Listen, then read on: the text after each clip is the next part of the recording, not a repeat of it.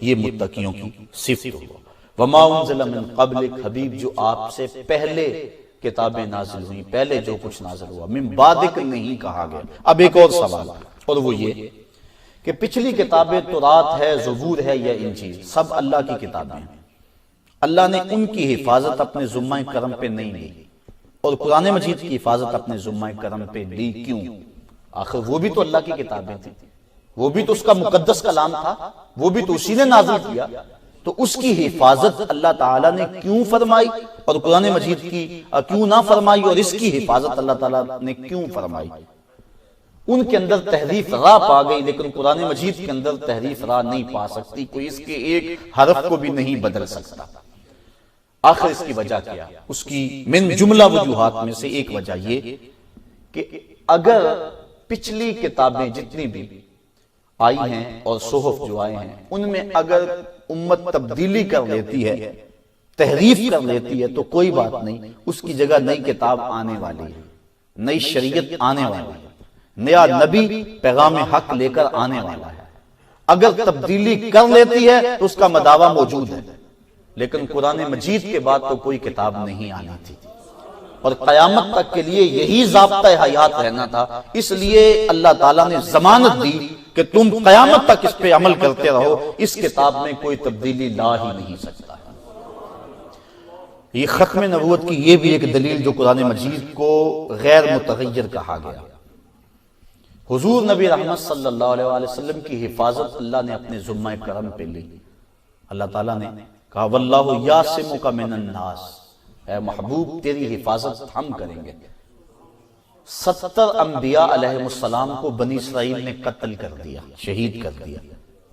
کتنی سخت زیادتی کی، اللہ کے نبی لیکن شہید کر دیے گئے۔ حضور علیہ السلام کی حفاظت اللہ نے اپنے ذمہ کرم پہ لے لی کہ محبوب نہیں، تمہاری حفاظت ہمارے ذمہ کرم پہ ہے۔ اللہ اکبر۔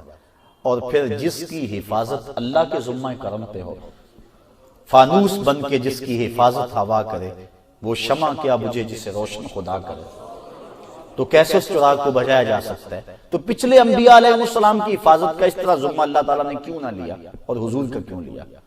اس کی بھی یہی وجہ ختم نبوت کی دلیل ہے کہ پہلے انبیاء علیہ السلام اللہ کے دین کی تکمیل کے لیے اور دین کی تبلیغ کے لیے آئے تھے، اور اگر کوئی نبی شہید ہو جاتا ہے تو اس کی جگہ دوسرا نبی آ کے اس مشن کو آگے بڑھائے گا۔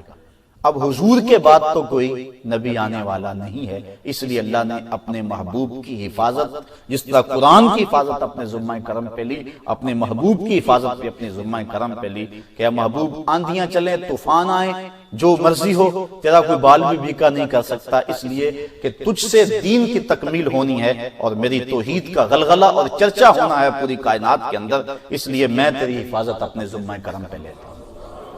یہاں ایک اور حساس مسئلہ عرض کر کے آج کی گفتگو کو ختم کرنا چاہوں گا، چونکہ یہ بات ختم نبوت پہ آ گئی ہے اور یہ ساری باتیں آپ سمجھ رہے ہیں، اور یہ بات آخری عرض کر کے میں آپ سے اجازت چاہوں گا۔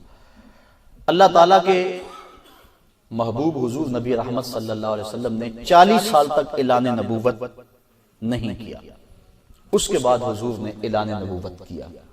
حضور سے قبل جو انبیاء علیہ السلام آئے، حضرت عیسیٰ علیہ السلام نے آغوش مادر میں کہہ دیا انی عبد اللہ آتانی الکتاب وجعلنی نبیہ، میں اللہ کا بندہ ہوں، اللہ نے مجھ کو کتاب بھی دی ہے اور نبی بنا کر مبعوث کیا ہے۔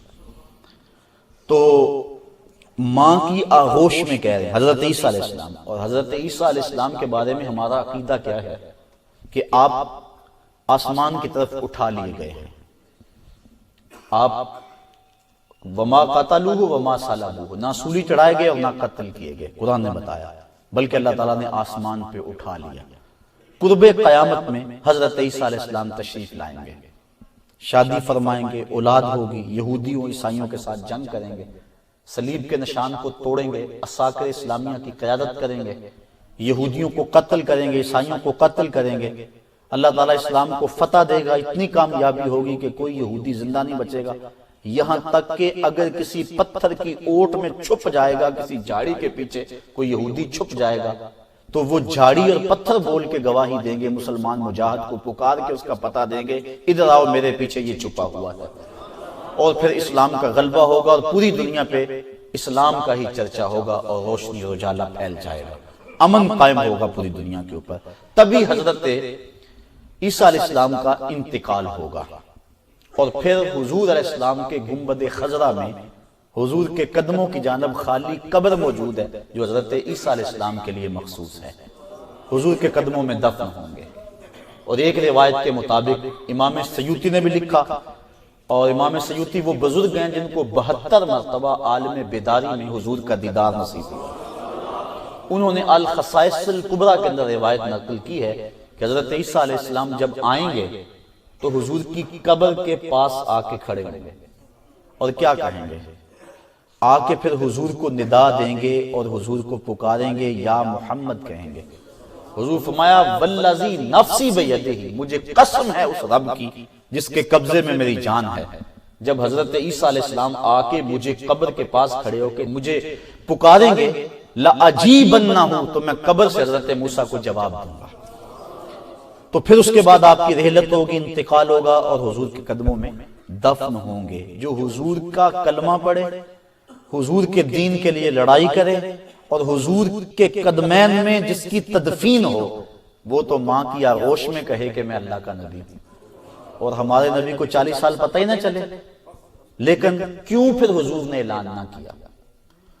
ولی کے اوپر یہ ہے کہ وہ اپنی ولایت کو چھپائے، اور جو نبی ہے اس کے اوپر لازم ہے کہ وہ اپنی نبوت کا اظہار کرے، لازم ہے اس کے اوپر، چونکہ اس کے اوپر واجب ہے تبلیغ کرنا۔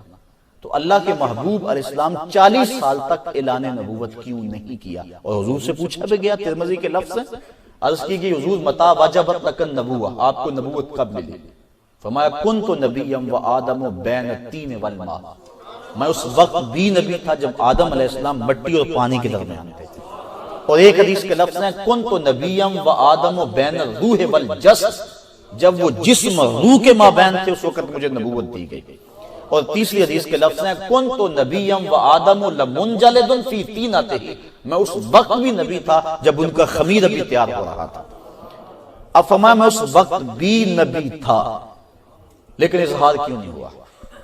تو آپ کی توجہ چاہوں گا، نقطہ بڑا اہم ہے اور یہ بڑا اہم سوال ہے، اور اس بات پر بڑی گفتگو ہوتی ہے اور بڑی ابحاث ہوتی ہیں کہ 40 سال بعد نبوت ملی۔ تو ایک بات اگر غور سے آپ سن لیں تو میرا خیال ہے اس اشکال کا دفیہ ہو جائے گا۔ اللہ نے نبیوں کو اپنی توحید کے دعوے کو منوانے کے لیے مبعوث کیا۔ ہر نبی کا یہی مقصد ہے کہ وہ اللہ کی توحید کو منوائے اور اللہ کی بندگی کی طرف لوگوں کو بلائے اور لوگوں کا سر مالک کی چوکھٹ پہ جھکائے۔